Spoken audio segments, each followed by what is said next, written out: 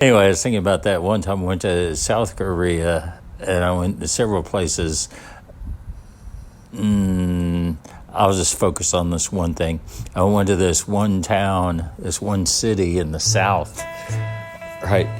A coastal, man, they really wanted a relationship with the organization I worked with. And so I arrived there and I don't know, my counterpart, I guess, and then his assistant, I suppose, arrived, and the assistant had brought I don't even know if anyone's ever bought me flowers. I'm thinking about it. I don't know, probably. I can't say never, but no one's ever. The odds of me having received flowers are only slightly better than me ever having a pedicure, because I've never had a pedicure. But anyway, the assistant, she brought me this giant bouquet of flowers. Oh, that was nice, and it was fun. And we went to that lunch, and that's not really the point of it, I guess. And then later I went to the campus, and I got to hold a cloned cat, right? Like this scientist, researcher at this school, this university, was cloning cats. And he had 5 cloned cats, and I had to put on this blue, I don't know if the color really matters. I had to put on this suit and go in this room where all the cats were, all 5 of them or whatever. And I mean, yeah, they all looked identical, but I don't know anything. But they were so nice to me at that university, really, took the time.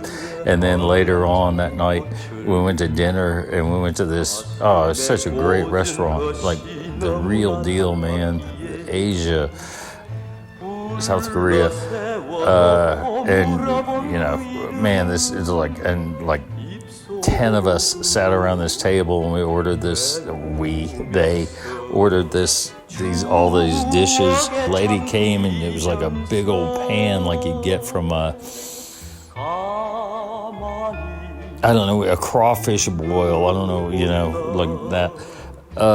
And the lady came, and she chopped it all up with these giant scissors that looked like they would also cut off a person's hand. And we all started eating that, and it was so hot and so something. And I was like, and everybody kind of looked at me. I was the only, American or whatever there. And then people, they saw my face and were like, oh, yeah, I bet we know what's coming. What is this? And I was like, what is this? And I guess it was, what I was tasting was the smell of, I'm not going to look it up right now, I'm in the middle of something, but ammonia. It was, there's fermentation, but then there's, and it was rough. I am happy to try virtually anything, but it was pretty rough. It burned your mouth, kind of like if you just dipped a breadstick in rubbing alcohol. But it was a really good breadstick, so you kind of still wanted to eat it, but you're like, man, it's good. And so I'll just wrap this up real quick. And we went back to my hotel, these 3 professors walked me back to my hotel, and they're like, you guys, they're like, do you want to do anything else tonight? I was like, well, yeah. Yeah, what? And then they started talking to each other in Korean for a minute, and then they all nodded their head. And we're standing in the lobby of this hotel. It's weird because I picked the hotel. I mean, and they nodded their head, and they were like, all right, let's go. And so we go down the hall of this hotel, and then down 3 flights of stairs down into this. I mean, I don't even know. I mean, it was all, number one, it was so clean. It was so clean and white. You would have thought we were going down to like the exercise room or something, but we weren't. And we went to this desk, and this lady like checked us in, and then we went to this room that was like the size of a, I don't know what, what do they call that? Racquetball, half a racquetball court, right? And I mean, it could have held like, 30 people, I suppose, but it was just like me and those three professors. And while you walk in, there's all these like, I don't know if you guys drink, but mixers, right? Like Sprite, Sprite, whatever, the things you would need. Back when I was young in Oklahoma, I don't know what kind of fucked up rule we had with alcohol, but you drive past these places when I was young, and it'd be like free setups. And I'd be like, what the fuck is it? I didn't know what a setup was. That means if you bring your own booze, you get, they'll give you the ice and stuff. It's ironically in Oklahoma, I don't matter exactly how many years ago,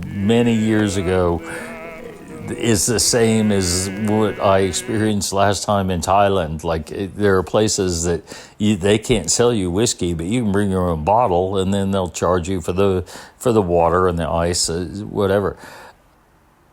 Right. So we went down to the underground volleyball court or whatever, and it was karaoke, right? It was karaoke with the setups. You still had to buy the liquor, but you bought it there. And then like 3 or 4